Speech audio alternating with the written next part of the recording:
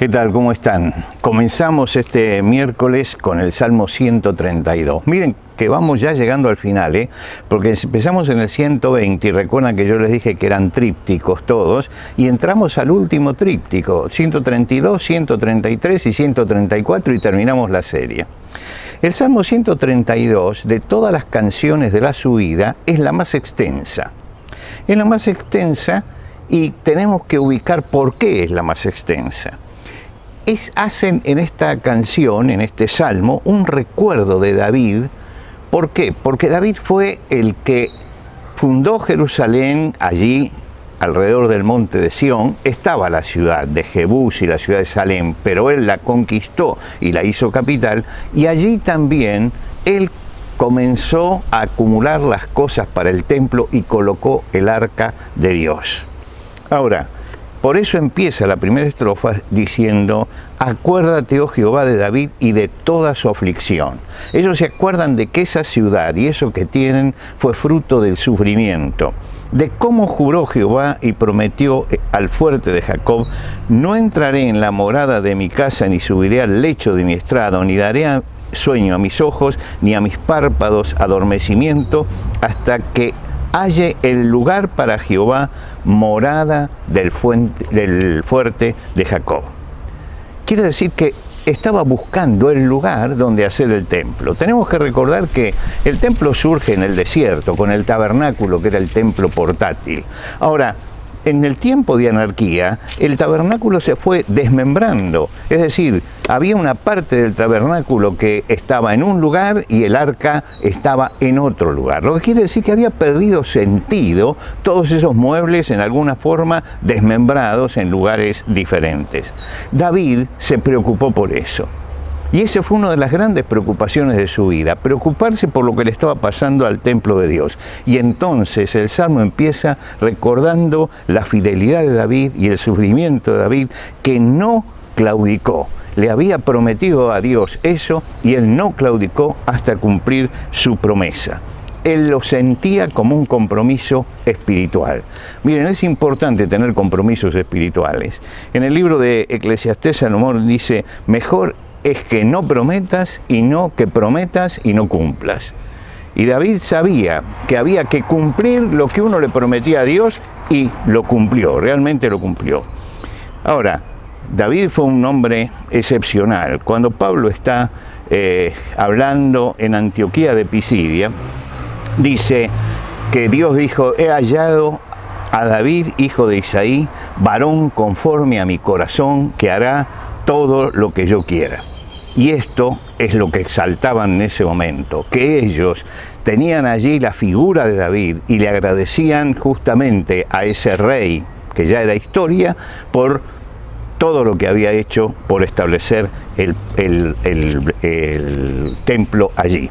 Ahora, la segunda estrofa dice: aquí en Efrata lo oímos, lo hallamos en los campos del bosque, entraremos en su tabernáculo, nos postraremos ante el estrado de sus pies. Levántate, oh Jehová, al lugar de tu reposo, tú y el arca de tu poder, tus sacerdotes se vistan de justicia y se regocijen tus santos. En esta estrofa nos cuentan cómo fue trasladada el arca. He aquí en Efrata. Efrata alude al lugar donde estaba el arca, que era Kiriat Jearim. En Kiriat Jearim, el lugar donde estaba el arca, había un bosque. Entonces dice: las hallamos en un campo de un bosque. Él piensa en esto, y pensemos que si Dios no era un Dios de la naturaleza, los bosques eran usados por los paganos, pero de pronto en esos vaivenes que tenía el arca la metieron allí, y para David esto era una ofensa, y entonces dice que él pudo decir: levántate, oh Jehová, al lugar de tu reposo. Miren qué interesante esto. Dice el libro de Números que cuando el arca se movía, Moisés decía: levántate, oh Jehová, y sean dispersados tus enemigos. Ahora se dice que David dijo: levántate, oh Jehová, para llevarlo al lugar de reposo.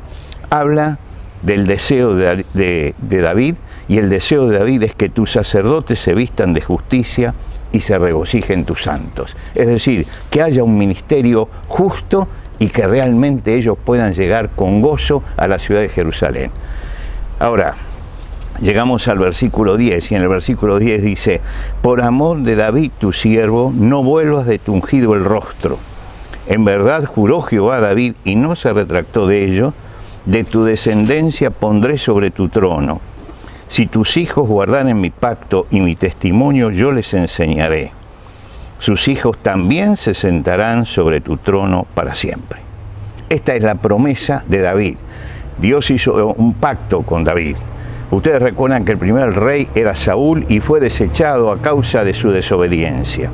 Pero le dio a David algo que era la promesa de un trono firme. Y ese trono firme significa que sus hijos y su descendencia ocuparían el trono allí en Jerusalén, y allí vendría también el Mesías de la descendencia de Judá. Lo que quiere decir que ellos estaban recordando todo eso y recordando que de él venía el Mesías. Y llegamos entonces a los últimos versículos, el versículo 13 y 14, después vamos a ver el final, que dice: porque Jehová ha elegido a Sión, la quiso para habitación de sí. Este es para siempre el lugar de mi reposo, aquí habitaré porque lo he querido. Es un puente entre David y los peregrinos. Ellos están yendo a ese lugar. Y dice: este es el lugar que Dios señaló. Ahora, cuando uno lee el libro de Deuteronomio, todavía estaban en el desierto, estaban frente a la tierra prometida, dice que la palabra de Dios para el pueblo fue: el lugar que Jehová vuestro Dios escogiere de entre todas vuestras tribus para poner allí su nombre, ese buscaréis y hallaréis. Es decir, que el pueblo tenía que buscar cuál era la voluntad de Dios. Y David fue el hombre que encontró la voluntad y dijo: este es el lugar. Quiere decir que la fidelidad de un hombre del pasado estaba mostrando la bendición en el presente. Y llegamos a la parte final. Dice: bendeciré abundantemente su provisión, a los pobres saciaré de pan. Asimismo vestiré de salvación a sus sacerdotes y sus santos darán voces de júbilo. Está hablando ya de cuando venga el Mesías. Y dice: allí haré retoñar el poder de David, he dispuesto lámpara a mi ungido, a sus enemigos vestiré de confusión, mas él florecerá su corona. Resultado de la obediencia a Dios. La promesa de que Dios iba a mandar al Mesías, al Señor, para saciarlos de pan, para que sus sacerdotes fueran santos y para alegría del pueblo. Retoñar el poder de David. En Isaías, el capítulo 11, el versículo 1, Dios dice: saldrá una vara del tronco de Isaí y un vástago retoñará de sus raíces. Quiere decir que está diciendo que de Isaí, que era el padre de David, dice: de ahí va a venir el Mesías. Isaías dice: retoñará. Y esa palabra la tenemos también acá, en el versículo 17. Allí haré retoñar el poder de David. Es decir, el Señor viene para ocupar, pero el trono eterno que puso David sobre el monte de Sión. Y tres cosas acerca del retoño, dice aquí. Haré retoñar el poder de David. En el original no dice el poder, dice el cuerno de David. Ahora, ese era el símbolo que ellos tenían para el poder. El Señor dijo: toda potestad me es dado en el cielo y en la tierra. Allí está cumplido esto: retoñará el poder de David. Toda potestad me es dada en el cielo y en la tierra, el poder está en el Señor. Dice que va a haber: y he dispuesto lámpara a mi ungido. El Señor Jesucristo dijo: yo soy la luz del mundo, el que me sigue no andará en tinieblas, sino tendrá la luz de la vida. Y dice una corona: sobre él florecerá su corona. La corona es la autoridad, porque lo hace rey. Dice el libro de los Hechos de los Apóstoles: después de haber padecido, se presentó vivo con muchas pruebas indubitables, apareciendo 40 días y hablándoles acerca del reino de Dios. Es decir, el Señor les habló acerca del reino. el Salmo termina con tres cosas. Fíjense la historia. Empieza con David allá haciendo una promesa a Dios, cumpliéndola, poniendo el arca en el templo, y nos habla de cómo llegó allí. Su hijo después iba a construir el templo, Salomón, y finalmente nos habla del Mesías. Y nos dice que el Mesías tendrá poder, luz y autoridad. Nosotros sabemos quién es el Mesías, cuál es el nombre, qué es lo que ha hecho, y vivimos bajo el poder, la luz y la autoridad del Señor. Este salmo es extenso, repáselo, recuerde las divisiones que estuvimos marcando, porque quedaron muchas cosas que se pueden sacar de este salmo. Y nos vemos entonces en la próxima clase.